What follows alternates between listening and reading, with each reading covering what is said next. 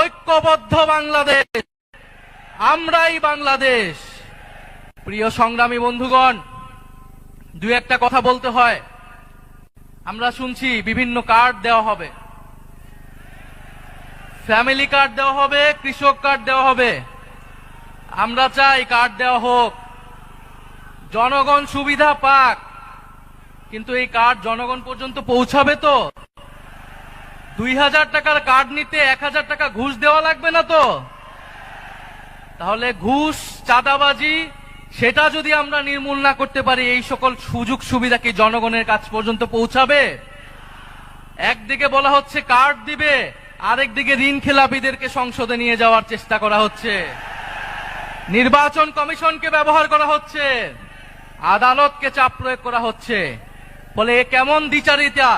যদি প্রকৃতপক্ষেই জনগণকে সুবিধা দেওয়ার নিয়ত থাকে, তাহলে কেউ ঋণ খেলাপিকে নমিনেশন দিতে পারে না।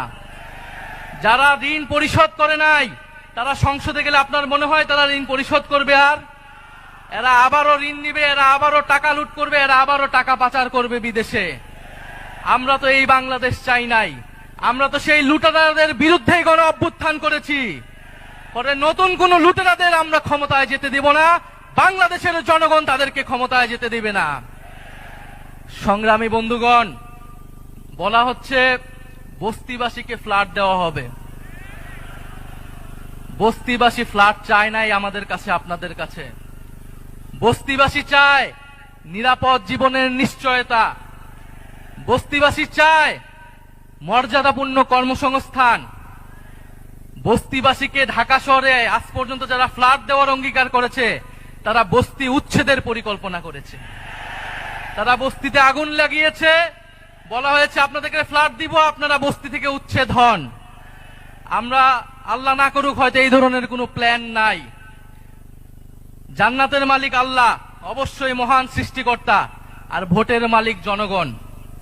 ভোটের মালিক নাগরিক, দেশের মানুষ বুঝে গেছে, বুঝে যাবে আরো দ্রুতই যে কারা নির্বাচনের আগে প্রতারণা করছে, কারা দেশের মানুষকে ঠকাচ্ছে, কারা সংস্কারের বিরুদ্ধে অবস্থান নিচ্ছে।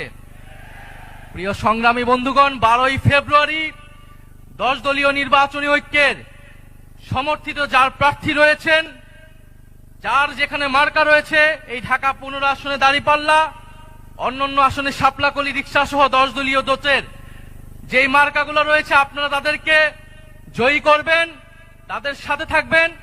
আমরা ঐক্যবদ্ধভাবে বৈষম্যের বিরুদ্ধে, দুর্নীতির বিরুদ্ধে আর ইনসাফের পক্ষে আমরা নতুন বাংলাদেশ গড়ে তুলব।